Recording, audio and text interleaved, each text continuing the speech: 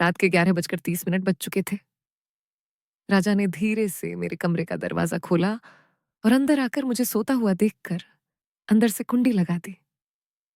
मैं भी सोने का ड्रामा कर रही थी। कमरे में हम दोनों के अलावा कोई तीसरा नहीं था। मुझे बिल्कुल पता था कि मेरा सौतेला भाई राजा आधी रात को मेरे कमरे में किस मकसद से आया है। मैं बिस्तर पर आंखें बंद करके ऐसे पड़ी थी जैसे बहुत गहरी नींद में हूं। उसके बाद जो वह मेरे साथ करने वाला था वो मुझे अच्छी तरह मालूम था, लेकिन मैं रोकती नहीं थी। क्यों नहीं रोकती थी? इसका जवाब आपको कहानी के आखिर में मिलेगा। आखिर ये सब शुरू कैसे हुआ और राजा को मेरे शरीर में सबसे ज्यादा क्या अच्छा लगता था? पूरी सच्चाई जानकर आपके रोंगटे खड़े हो जाएंगे कि कैसे उसने सिर्फ अपनी उंगली से मुझे हेलो करवाया। दोस्तों, उस वक्त मेरी उम्र 22 साल थी। मैं थर्ड ईयर इंजीनियरिंग की स्टूडेंट थी। गर्मियों की छुट्टियां चल रही थी।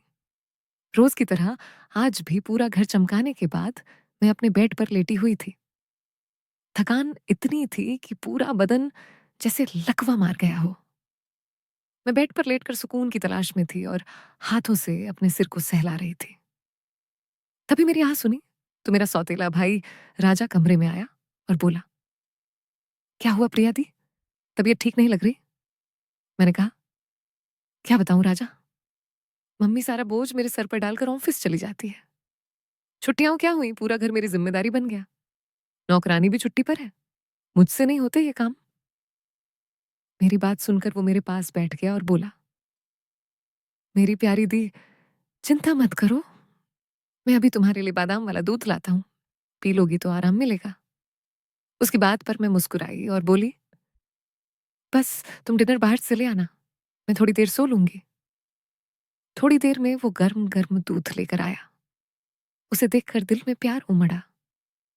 सच में इतना केयर करने वाले भाई बहुत कम मिलते हैं। मैंने मन ही मन उसे दुआएं दी और दूध पीने लगी। गिलास साइड टेबल पर रखकर मैं फिर लेट गई।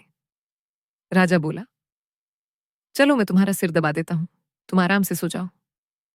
वो सिरहाने बैठ गया और अपने नरम हाथों से मेरा सिर दबाने लगा। धीरे धीरे सुकून सा फैलने लगा। दर्द कम हुआ और मैं गहरी नींद में चली गई। मुझे पता ही नहीं चला कब घंटों बीत गए। मम्मी की आवाज से मेरी आंख खुली। मैं हड़बड़ाकर उठी। सिर भारी था। घड़ी देखी तो रात के 10 बज चुके थे। पापा भी ऑफिस से आ चुके थे। 2 कदम चली तो चक्कर आया। दीवार का सहारा न लेती तो गिर जाती। फ्रेश होकर बाहर आई तो सब डाइनिंग टेबल पर मेरा इंतजार कर रहे थे। मैं कुर्सी पर बैठी ही थी कि राजा मेरी प्लेट में खाना परोसने लगा और मम्मी से बोला, मम्मी, प्रिया पर इतना बोझ मत डाला करो। बेचारी दिन रात काम करके थक जाती है। देखो तो रंग पीला पड़ गया है। मेरी हालत सच में खराब थी। मम्मी पापा दोनों जॉब करते थे। घर चलाना मुश्किल था। इसलिए मम्मी भी पापा की ही कंपनी में काम करती थी। मैं और राजा कॉलेज जाते थे, लेकिन गर्मियों में घर पर ही थे। पिछले कुछ दिनों से मैंने नोट किया था कि राजा मेरे साथ कुछ ज्यादा ही अटैच हो गया था। मेरी छुट्टियों से ही वो हर काम में मदद करता, थकान होने पर सिर दबाता। मैं मना करती तो बोलता, तुम इतना काम करती हो, मेरा हक बनता है तुम्हें आराम दूं। मैं चुप हो जाती। लेकिन एक रात जो हुआ उसने मेरे होश उड़ा दिए। उस रात मैं अपने कमरे में सो रही थी। आधी रात को लगा कोई कमरे में आया। धीरे धीरे कदमों की आहट मेरे बेड तक आई। मैंने झटके से आंखें खोली। कमरा अंधेरे में था। चारों तरफ देखा तो कोई नहीं, बस दरवाजा हल्का सा खुला था। मैं हमेशा दरवाजा बंद करके सोती थी। उठकर लॉक किया और फिर लेट गई। आंख बंद करते ही फिर किसी के बैठने की आहट। डरते हुए पलटी तो कोई नहीं। घबरा कर लाइट जलाई। बाहर भी देखा, कोई नहीं। पानी पीने बाहर निकली तो राजा भी अपने कमरे से निकला। मुझे देखकर बोला, इतनी रात को जाग रही हो? मैंने कहा, लगा जैसे कोई कमरे में था। वो मेरे पीछे पीछे कमरे में आया और बोला, डरने की कोई बात नहीं, मैं यहीं सो जाता हूँ। मैंने मना किया पर वो जिद करने लगा। आखिर वो सोफे पर सो गया। उस रात मुझे लगा कोई सिरहाने बैठा मुझे घंटों देखता रहा, बालों में उंगलियां फिराता रहा। मैं सुकून से सोती रही।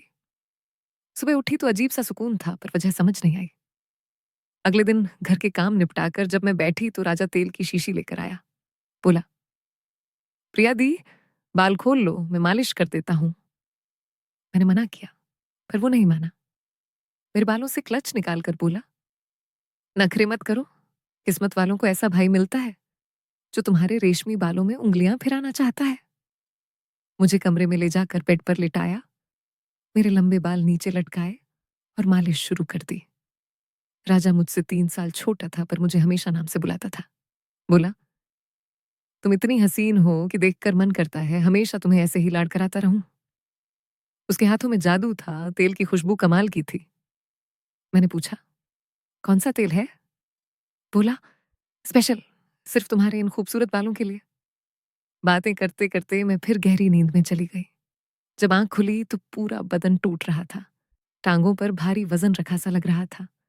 कपड़े पूरी तरह गीले थे, जैसे किसी ने नहला दिया हो। कमरे में गर्मी थी, पंखा बंद, चलना मुश्किल था। बाथरूम जाकर फ्रेश हुई तो लगा जैसे रात भर भारी काम किया हो। बाहर निकली तो फुसफुसाहट सुनाई दी। किचन में पानी पीने गई तो देखा राजा लाउंज से निकल रहा था। हाथ में मोटी गड्डी पैसे थे, मुस्कुरा रहा था। मुझे देखते ही हड़बड़ा गया, पैसे जेब में छुपाने लगा। मैंने उसका हाथ पकड़कर पैसे निकाले और पूछा, ये पैसे कहाँ से? वो नजरें झुकाकर बोला, पापा को मत बताना। मैंने सख्ती की तो बोला, पापा के दोस्त ने पुराना कर्ज लौटाया था, मैं नया फोन लेने वाला था। मैंने डांटकर सारे पैसे पापा को दे दिए। उस रात राजा मुझसे बोला तक नहीं। अगले दिन मैं किचन में थी जब राजा अपने 4-5 दोस्तों को लेकर घर में घुसा। मैं दुपट्टा उतारे बर्तन धो रही थी। सब हंसते हुए अंदर आए तो मैंने जल्दी से दुपट्टा ओढ़ लिया। मैंने कहा, ये क्या तरीका है राजा? मम्मी पापा घर पर नहीं, फिर भी दोस्त लेकर आए? वो तुनक कर बोला, मेरा घर है, तुम मुझे सिखाओगी? अच्छा खाना बनाओ, ये मेरे खास दोस्त हैं। उसके दोस्त मेरी ओर ऐसे घूर रहे थे जैसे जीभ से चाट जाएंगे। मैं डरकर कमरे में बंद हो गई। जैसे ही वो गए मैं राजा पर बरस पड़ी। उसने मेरे गाल थाम कर कहा, इतना गुस्सा? दोबारा नहीं आएंगे, पर मम्मी पापा को कुछ मत बताना। फिर एक दिन मैं सो रही थी कि मुझे पैरों पर किसी के हाथ महसूस हुए। आंख खोली तो राजा मेरे पैर दबा रहा था। मना किया तो बोला, मुझे करने दो, इस घर में सिर्फ मैं ही तेरी फिक्र करता हूं। मैं थक चुकी थी, चुपचाप सो गई। जब आंख खुली तो बिस्तर बिखरा हुआ, चादर पर पुरुषों का परफ्यूम, एक शर्ट पड़ी थी। सिर फट रहा था, बदन दर्द से चूर। फिर वही गीलापन। अब शक पक्का हो गया था। मेरी हालत दिन ब दिन खराब होती गई। मम्मी परेशान थी, बोली डॉक्टर ले जाएंगी। पर मैं खुद अल्ट्रासाउंड करवाने गई। रिपोर्ट देखकर दुनिया हिल गई, मैं प्रेग्नेंट थी। राजा मेरा सौतेला भाई था, मम्मी की दूसरी शादी से। मन में शक आया। अबॉर्शन से पहले मैंने बच्चे का डीएनए टेस्ट करवाया। रिपोर्ट आई तो सांस रुक गई। बच्चा राजा का नहीं था। फिर किसका? सच जानने के लिए मैंने अपने कमरे में हिडन कैमरा लगा दिया। कुछ दिन बाद फिर वही हुआ, राजा ने सिर में वही तेल लगाया। मैं बेहोश हो गई। जब होश आया तो मम्मी पापा घर आ चुके थे। मैंने रिकॉर्डिंग देखी और पैरों तले जमीन खिसक गई। राजा मेरे बेहोश होने के बाद अपने उन घटिया दोस्तों को बारी बारी कमरे में लाता था। वो मेरे साथ जो चाहे करते, काम खत्म करके राजा को मोटी रकम देकर चले जाते। राजा पैसे गिनता और मुस्कुराता। मैं गुस्से से कांपती हुई बाहर निकली, राजा का कॉलर पकड़कर थप्पड़ पर थप्पड़ मारने लगी। मम्मी पापा दौड़े आए। पापा ने मुझे रोका। पागल हो गई हो? मैं रोते हुए चिल्लाई, देखिए आपका लाडला क्या कर रहा है। रिकॉर्डिंग दिखाई। मम्मी बेहोश होकर गिर पड़ी। पापा ने राजा को पीटना शुरू किया। उसका मुंह लहूलुहान हो गया। तभी राजा चीखा। मैंने इसे कभी बहन नहीं समझा। मुझे पैसों की जरूरत थी। लोग इसके लिए लाखों देने को तैयार थे। मैंने अपनी जरूरतें पूरी की। पूछती हूँ आपसे, गलती किसकी थी? मम्मी पापा की, जो पैसे कमाने की होड़ में बच्चों को अकेला छोड़ गए, या मेरी, जो अपने सौतेले भाई पर आंख बंद करके भरोसा करती रही? मैंने उसे सगा समझा, उसने मेरे जिस्म की दलाली की। तो दोस्तों, अपने और अपने परिवार की सुरक्षा के लिए हमेशा सतर्क रहें। भरोसा बहुत कीमती होता है, उसे गलत इंसान पर मत लुटाओ।